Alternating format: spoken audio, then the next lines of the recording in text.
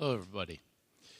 Let me just start off with the first question here. How many of you are familiar with a digital twin? Okay, great. Well, then you're in the right room. Why don't we go ahead and get started, just so we'll level set everybody here in understanding what a digital twin. I have a short video. Digital twins, as defined by the Digital Twin Consortium, are virtual representations of real-world entities and processes, synchronized at a specified frequency and fidelity. Digital twins allow us the opportunity to simulate technology scenarios and optimize business decisions using real-world data sets within the relative safety of virtual spaces. Digital twins are also a cornerstone of the metaverse, a quickly emerging virtual shared space that is already influencing the digital economy. Digital twins are now recognized as an essential enabler of digital transformation. It's for these and many other reasons that digital twin utilization is projected to exceed $115 billion across all major industries by 2035. At Digital Twin Consortium, we work to capitalize on this momentum by driving awareness, interoperability, and development for digital twin technologies. The goal? To spark innovation, accelerate digital twin adoption, and to enable a better, smarter world.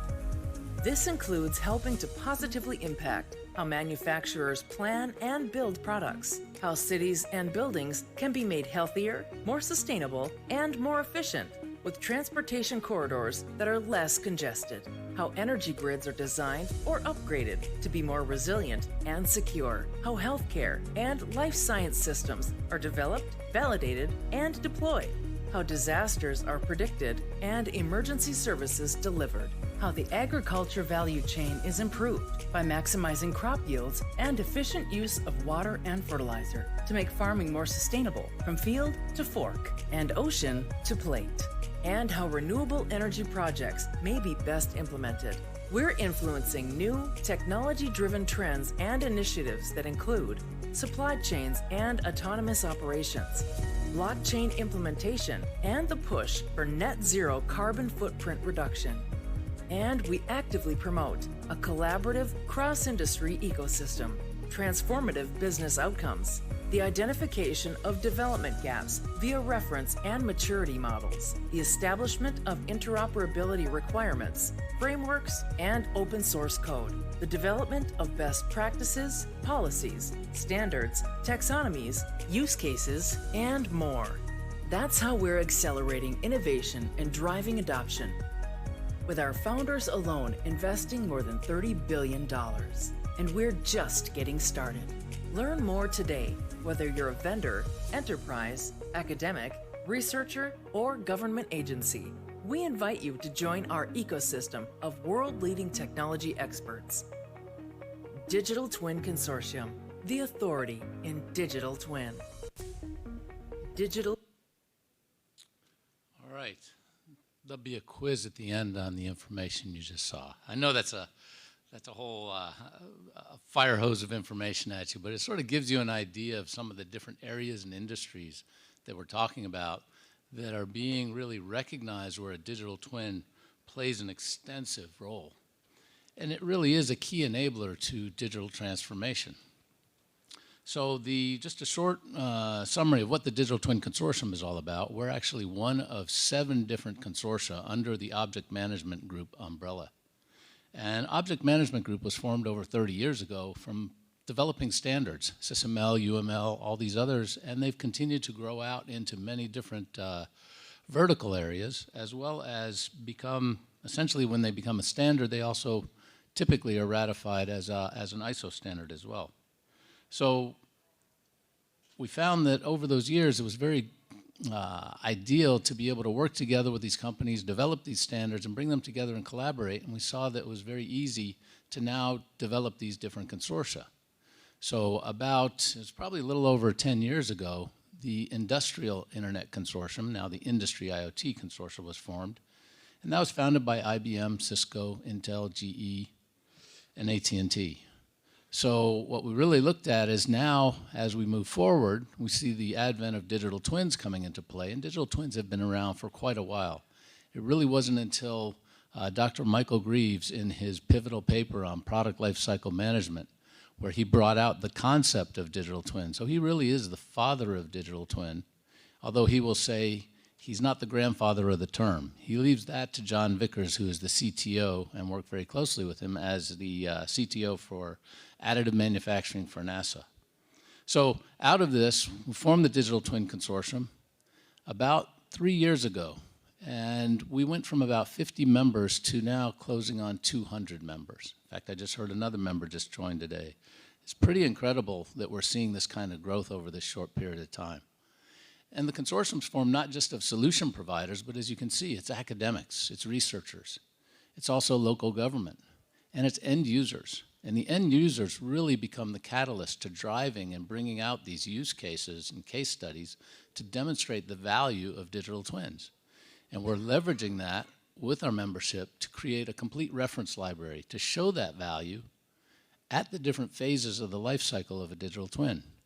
For instance, we have 4 airports. We have smart cities. One of our smart city developers is responsible for 800 buildings, all the waterways, all the railways, all the roadways, all the bridges, the tunnels, the dams, the ports, and John Wayne International Airport. So this is in Southern California.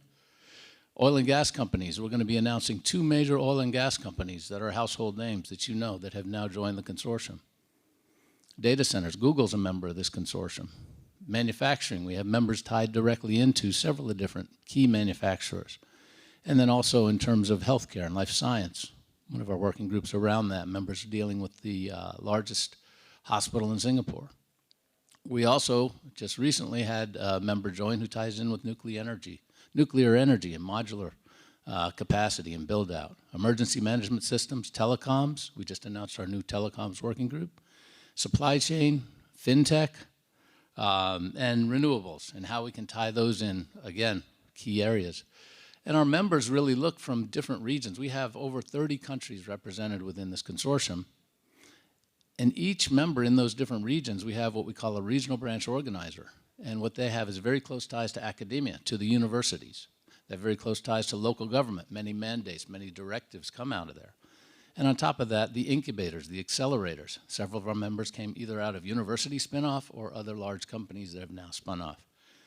And as you can see here, by the end of the summer, we'll have a regional branch organizer approved by our steering committee in every major continent of the world. And that brings us the opportunity to now link and network and tie in and open up collaboration opportunities for our members. You can see the green, who we already have, and they're very active.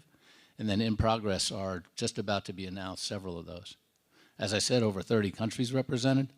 But we don't just stop with the regional branches. We also go on and we form liaisons with different organizations. In fact, just a couple weeks ago, we announced we have a liaison with the OPC Foundation. They have over 800 companies. Again, opens up more opportunities, more collaboration. At the Hanover Messe trade show going on next week, we'll be talking about a carbon reporting system, one of our use cases that we just announced, that links in 3 of the different liaisons here, as well as GE, Microsoft, and several other of our members. So we continue to extend and expand this ecosystem because it's recognized the value a digital twin provides.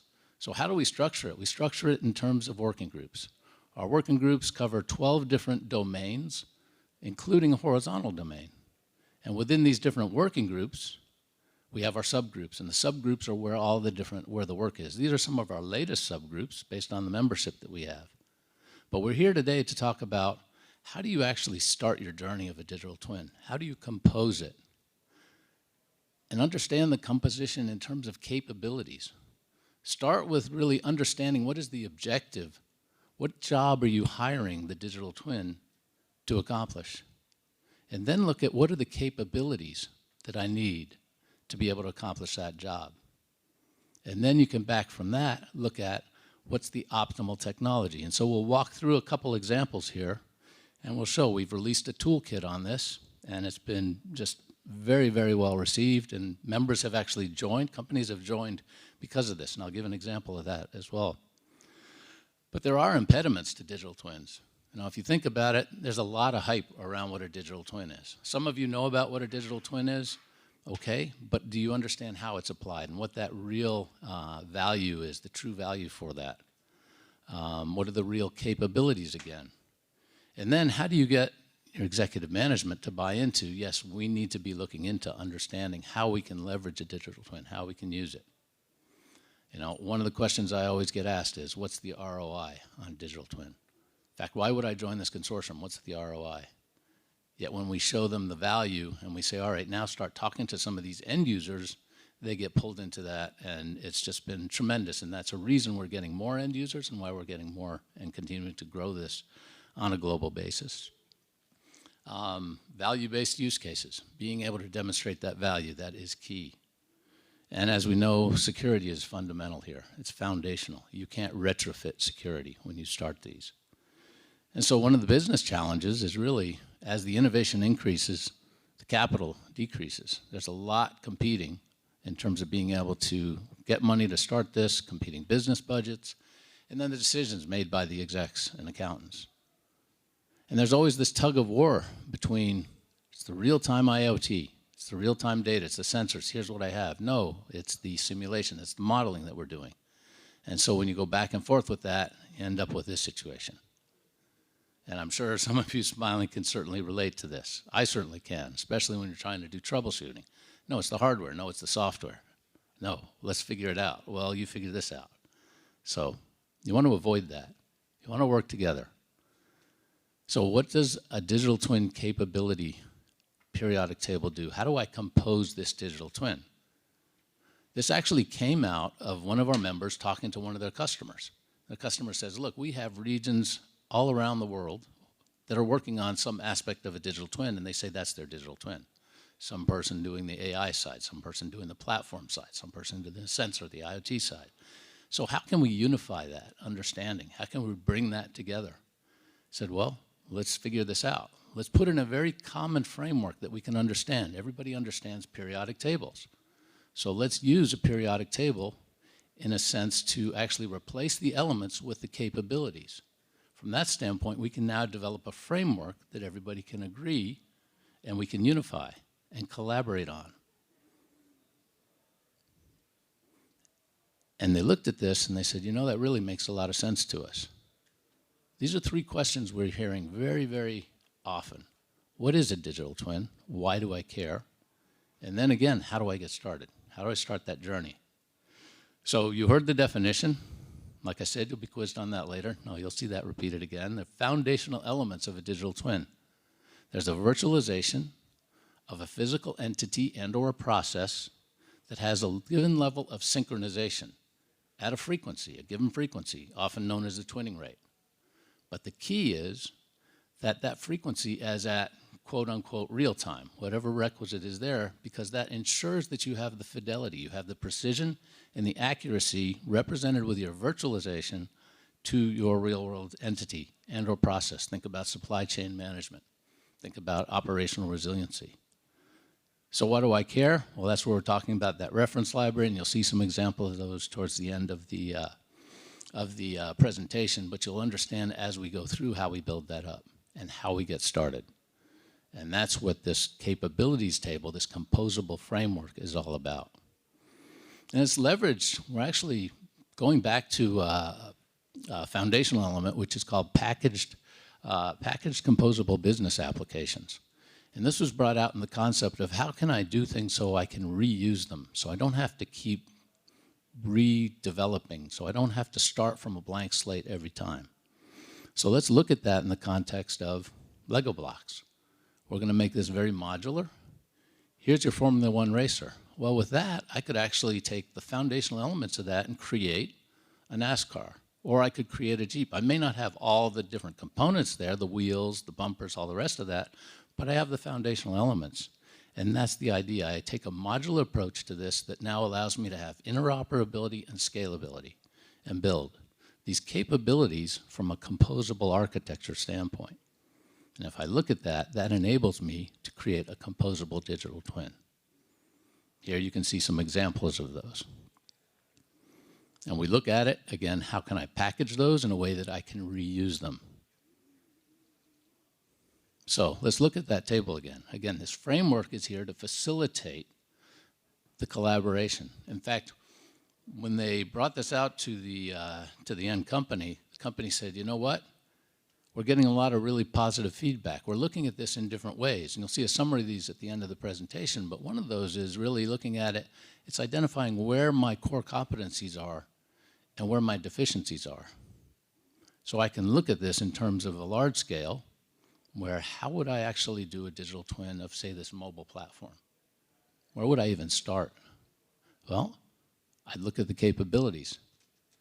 The capabilities need to describe what it is, what it does, and what it means.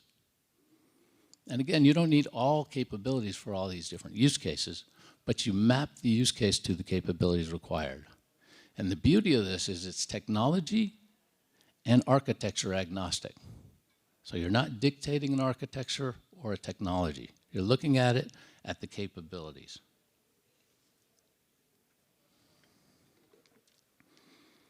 So it's important to distinguish between capabilities and technology. Capabilities here, I need to be able to drill a hole. There's many different use cases and different ways of doing that, and there's different technologies. But the ability to drill a hole is an example, very simple, but it gets the point across of what a capability is. There's many different use cases with different specifications, but it's one of the capabilities needed to complete that task. So here's an example of a wind farm.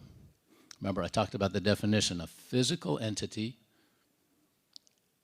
and or process that is synchronized to your virtualization at a given frequency with a given level of requisite fidelity for that precision and accuracy. So you can see here the physical wind farm, you can see the virtual, you can see the synchronization of that data. You need to integrate that data. Now with this, I have my synchronization. What I also have, and this is another key point about a digital twin that a lot of people don't understand, is a digital twin provides me a closed loop. I have the synchronization to ensure the fidelity, the precision, the accuracy of my virtualization, but I now can take that data that I have and take the actionable insight to then operate on the physical entity. So I can prevent downtime. I can predict, so there's no unplanned downtime. And one of our members has done exactly that. He was asked to do condition monitoring of a system, and they said, great, we know what's happening. In fact, this was it was a mine, and the mine was about 5 miles underground. There were 50 miles of conveyor belt in series to get the ore out. They owned several mines. This one mine wasn't producing the ore in time. It wasn't at the level of productivity the others were. And they said, all we want to know is what's happening. That's condition monitoring, pure condition monitoring. Okay, I understand, we figured it out. Within 6 weeks, or even less, they were able to determine that. And I said, okay, well, thank you. I said, well, don't you want to know how we can predict before you have that unplanned downtime? Because the interesting aspect is the owners of the mine actually also own the fertilizer plant that used the ore. And they also own the distribution centers. So imagine I can't get my ore out. That has a ripple effect across the entire value chain, supply chain, and we're living that today with the pandemic. So that's exactly what they said was, yes, we'd be interested in that. So they used the digital twin, they took the data in, they understood what was happening, and they said, these are the thresholds that you're reaching on these different systems, and they're starting to fail. Let's advance that, look forward in time, and understand what is that outcome, and how can we affect that outcome? How can we take that actionable insight and prevent that downtime? And that's exactly what they did. Saved them over, I think it was over a 6-month period, it was 44,000 tons of ore that they weren't producing. They were able to prevent that. So now it equates to millions of dollars in savings. I said, well, wow, if that worked for this system, what about our borers? What about our crushers? What about the transport vehicle up to the surface? What about the rest of this? And that's exactly what they did. And I said, oh, by the way, we have 6 other mines. We're implementing this across those mines.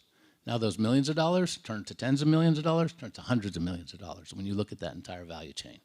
And that's exactly what that digital twin was able to provide because of that closed loop. So we talked about the data.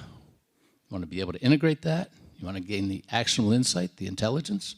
You want to have a way of visualizing that. You want to manage that data effectively.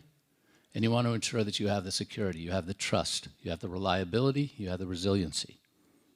So taking those areas, again, that periodic table, allows us to now group this into these specific areas: data services, integration, management, intelligence, trustworthiness, user experience. So now, let's take those elements of that periodic table and put in the capabilities. So there's 62 capabilities grouped in this order. Let's take number 23. If you go back, you look at 23, and you'll see it was Edge AI and intelligence. Remember, we talked about the capability, what it does, what it is, what it does, and then what it means, what's its purpose, what's its objective. So here you can see an example of that. So every one of those capabilities gets classified in this manner. And we don't care whether it goes from edge or to cloud. Remember, this is architecture independent, technology agnostic. So let's take a look at this again with a wind farm. We've got these great use cases. We're going to look at the operations. We're going to look at the maintenance. We're going to look at the safety, and we're going to look at the governance. Well, look at these capabilities. I've got sensors. I've got my IoT piece. I've got the data, whether it's operational, whether it's maintenance, whether it's the inspections of record. And I've got my models. Great. This is set up perfectly. Well, that's without a digital twin. Notice you're duplicating all the same type of data, same type of information, same type of sensors. So flip that, bring a digital twin in, and now the capabilities move directly to the asset. They reside, they sit by the asset, and now your use cases can draw from those capabilities. Think about that periodic table right in the middle. That's those capabilities. How do I start my journey of a digital twin? I understand what the objective is, and then I build out what are the capabilities. I map those capabilities to the use cases, and you can see just examples here. So let's look at some examples. We'll keep on the wind farm theme. So, condition monitoring, exactly what I was saying. I don't necessarily need to have the level of intelligence. I don't necessarily need to have the models for it because, again, I'm just monitoring what's happening now. And even the visualization may not be as important. But if I draw on those same capabilities, I leverage those, and now I want to go to be able to predict the energy output of that wind farm. Now what happens? Yes, I do need the models. I do need the intelligence. I do need the analytics, and I do need the visualization. So we're leveraging again, remember that packaged business capabilities. We're composing our digital twin based on those capabilities, and we're bringing the capabilities and mapping those to the specific use case. In this case, with energy prediction, you can see the differences. So what we did was we released this. We put this all together. It was incubated within our Natural Resources Working Group. So that's where the original ideas came out of, with the chair of our Resources Working Group running that and driving that, and then moving that forward, and then we elevated that into what we call our capabilities and technologies, our horizontal working group. And we released this as a toolkit.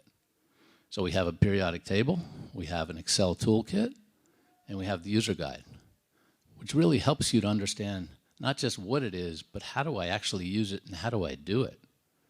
So here's the what it is, here's the capabilities, here's the what it does, what it means, and then I go through and I identify now what are the requirements based on that capability. In this case, I need to ingest real-time sensor data, high frequency, low latency. What are the attributes? 50 tags, 5-second frequency, 10 kilobit payload, per message, 10,000 wind turbines. This is real. This is a system that's running today. And what are those different use cases, and how do I do that? So just to show you this, if this is still running, we will see. We'll step into some software.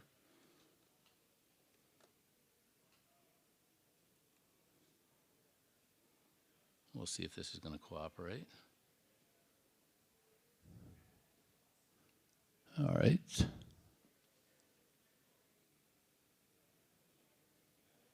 Let's just skip it. Come on, there we go. Okay. So what am I looking at here? Skip the verification. Now we're going to double it. All right. So I'm looking at the location where that wind farm is. Oops. Jump back. Let's go back up. Just in case I wasn't able to get in, I actually did some screenshots of it. We'll try one more time. So this is a platform to be able to bring out that digital twin. It's basically an event intelligence platform. It's one from one of our members, one of many from our members. And it doesn't look like it wants to cooperate. It's still trying to connect. Or it's up right now. Hold on 1 second.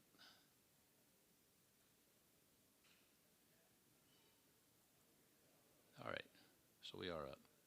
So if you look here, actually let's see if we can go back out. Hang on 1 second.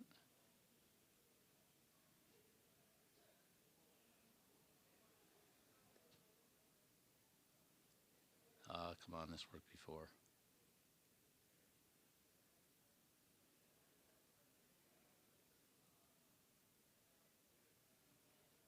That's a good sign. All right, so we're going to look at that wind farm, and we're going to understand. Yes. It reverted back to the slide. Interesting. So what I see on the slide is not what I see on my screen. Let's see if we can get there. Well, you know what? Let's just use what I did in case. So this is what would happen. Open up it. Now I look at the wind farm. Look at the location. I can see the different wind farms. I see different activities, recommendations. Remember, we're talking about being able to identify things that would potentially cause downtime. We want to understand the operational efficiencies we can achieve. So we jump into it. We look at one of the wind turbines. You can see all the data, the real live telemetry, live at the time it was captured, wind speed, gearbox oil. So we're looking at this and understanding. There's some intelligence that we can build in, and then some recommendations. It's looking like this is below the level. So now understand what can be done, how can we have some warnings. We actually can tailor these into the different areas and then actually create work orders automatically for this. And so the subject matter experts in these areas can use this tool to identify the specific areas that they're going to be looking for and have that notification. That notification can be automatically generated and then conveyed to the managers, to the people watching this. We're bringing a use case out as part of our reference library, which is about a remote operated central control system for these wind farms.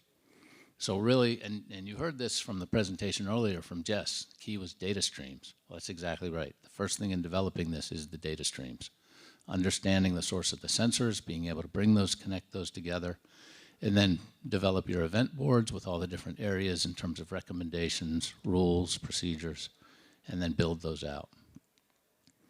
So again, that periodic table allows you to compose your digital twin based on what is the objective, what is the job you're hiring it for, and then look at that from what are the capabilities mapped to my use case to meet that objective, and then from that be able to identify the optimal technology to be able to accomplish that. I may not need to have a machine learning algorithm or an artificial intelligent neural network there. I could use a simple dashboard, but this allows you to optimize your solutions. And then you look at the data itself. What are the types of sensors I have? What are the types of data? Do I need to supplement that with synthetic data to increase the precision or accuracy? Then from that information, develop your architecture. And so one of our members actually, this was a company that joined us because of this capability, because of this whole toolkit, was looked at it from, I want to map what I have in my platform to these capabilities and to show where the advantages are and where I have deficiencies. And so they came out with a whole list of areas here where they can use that capability periodic table, that framework, to understand what are the vendor capabilities. Can they meet the needs? What is my current functionality and how can I use that from a strategic standpoint to plan for the next stages and develop my roadmap? Do I need to acquire a company? Do I want to use this as a core competency, or can I use a third party? And then I want to map that use case to what the vendor's requirements are and support that composability, again, from ensuring I have interoperability, that modularity, so that I can scale in these different areas. So we have a complete workflow based on that to then be able to provide the vendors with the capabilities and the requirements needed. Whoops. So they did that real world mapping. You can see, again, back to the capabilities, what it is, what it does, what it means. Do we have that as a core efficiency? Is it supported, or should I put it on my roadmap?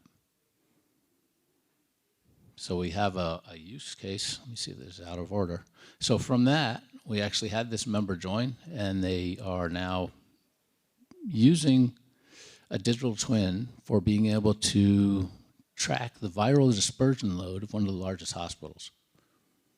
Being able to use this whole process in terms of how they started their journey with a digital twin and bring that together. So following this approach, we have a complete workflow for now how you would start your journey of a digital twin. And every single one of these steps is what we now have mapped to our reference library. And our reference library, again, is a use case and case study library of digital twin examples that we can now showcase the value at the different cycles and phases of the life cycle of the digital twin. On our site today, we have 6 of these already, and you can see we have a whole slew of these lined up, all following that same process, all leveraging that composability to be able to show how you start the journey and how you actually execute and complete and build out that architecture. And some of those use cases, as well as the capabilities toolkit, we've now pushed to our open source. So we have an open source collaboration community as well. And we have many different repos. I think we have probably 20 at this point and more that are in the pipeline now. So again, to help accelerate that and enabling technologies and techniques, again, one of the key points of this consortium is to not only drive the awareness of digital twin and cut through the hype, but also to accelerate the adoption. So with that in mind, you can download the actual toolkit that we have. It's directly on our website. You can take a look at those different technology showcases. There's quite a bit of more information there. You can go on to the open source and submit a project if you have an idea for that. And that gets reviewed by our technical advisory committee. You'll be notified that that's approved, and then we move forward with that. And there's just quite a plethora of information out on our website. I encourage you, if you haven't seen it, go to digitaltwinconsortium.org, take a look, and certainly consider joining. We have a lot of activities coming up here in the next couple months, including one of our member meetings. We just came back from Reston, where we had the Chief Digital Transformation Officer for NASA give a keynote and talking about how digital twins are playing a critical role in that digital transformation. So highly encourage you to take a look. I think you'll really be very interested in some of the different applications. It'll get you thinking about digital twins in a way you hadn't before. With that, I want to thank you for your time.